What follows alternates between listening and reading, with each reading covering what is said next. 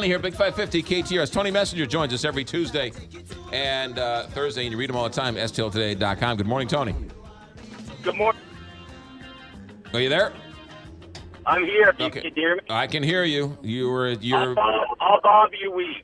Your lead-lined bunker. The cell phone's having a hard time getting out of your lead-lined bunker, but we'll do our best here. All right. So another interesting twist to this veterans home story that you've been on all these months. What's the latest now? Yeah, this one should really make you mad if you just care about the plight of veterans in general. So this is about a man named Frank Clark. He's 91 years old. He was at Iwo Jima.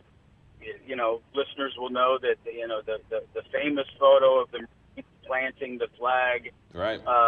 Top of the mountain there. He was talk about being in the bunker. He was being shot at when that was happening, not far away.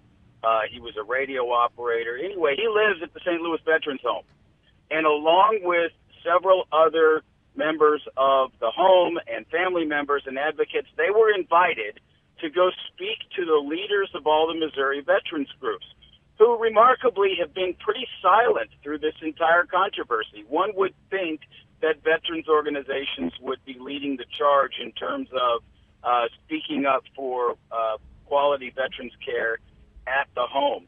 But the vice president, vice chairman of the Missouri Association for Veterans Organizations invited these folks to come down and speak to their meeting in Jefferson City last week, and Frank Clark was there, and he gets up to speak, and one of the leaders of one of the veterans organizations, happens to be in the American Legion, stands up, calls a point of order, and says, we're not the proper venue to listen to veterans talk about their care at the St. Louis Veterans Home.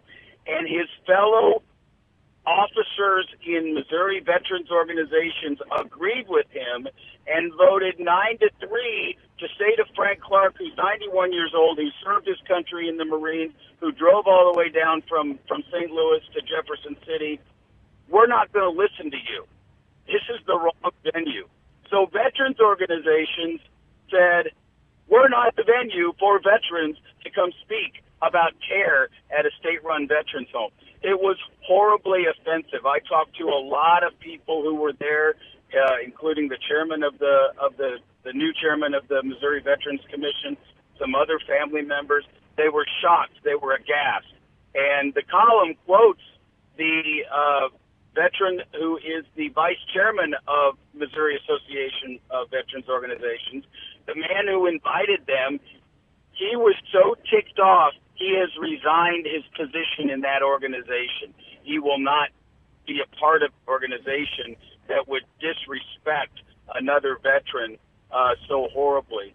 And one of the things I point out in the column that is, I think, an underlying theme of why it took so long for the abuse and neglect that was taking place at the St. Louis Veterans Home to come to fruition, to get the governor's attention, is because these veterans organizations were standing up for General Larry Kay, the former executive director of the Missouri Veterans Commission. And the reason, and I don't know this, but I speculate, and I think the evidence indicates it may be true, the reason that they were standing up for Larry Kay is he's the guy who was in charge of giving them $1.6 million in grants. And so they chose politics over the welfare of veterans. And boy, I'm just shocked. I now believe that some of these veterans organizations need to really think seriously about their leadership and have discussions amongst themselves as to whether or not they've made a horrible mistake here. Two different questions here. One, Tony, is let's say you're right in your speculation that they were running political interference for this Larry Kay. He's gone, right? He is now gone. Right. He is now gone. Right. Correct. So what's the reason to not have this man give this speech that he was asked to give now? Why raise up and shut him down now? Well, here's what they were still hoping for at that meeting. That meeting was before the Senate confirmed Governor Brighton's new appointments to the Missouri Veterans Commission. And at that meeting, this is the great irony or tragedy of the veterans not listening to one of their own, to Frank Clark. At that meeting, they discussed how the veterans organizations were angry with the governor for making appointments to the Missouri Veterans Commission without consulting them. So they're clearly interested in the issue. They're so interested in the issue that they tried to stand in the way of the governor's new appointments to the Missouri Veterans Commission, who have then since gotten rid of Larry Kay, changed management at St. Louis Veterans Home. So they were willing to stand up in between those appointments in the Missouri Senate. In the meantime, between the time of that meeting and the time of my writing, those appointments have been confirmed. And so those veterans organizations no longer have a leg to stand on in terms of either opposing those particular appointees or continuing to stand in the way of any change, because the Missouri Veterans Commission now has 5 members that want to see change.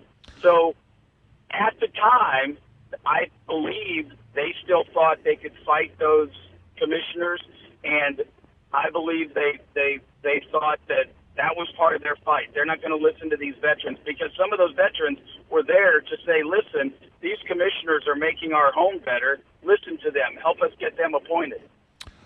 Just to explain to people who this Frank Clark gentleman is, in your story, am I reading this right? His picture is depicted on the Soldiers Memorial downtown? Yeah, this is a great part of the story, and I wish that the construction was done so I could have gone in to find it and everything. But so I didn't find this out until shortly before I wrote the column, and one of the family members who goes to the home all the time sent me this information.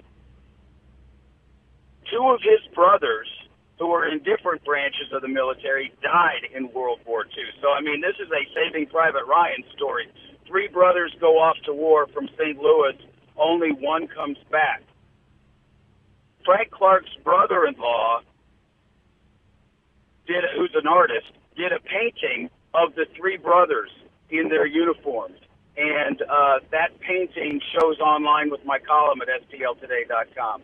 And it's Frank Clark in the middle in his Marine uniform, and Pat Clark and Charles Hat Clark on the other side.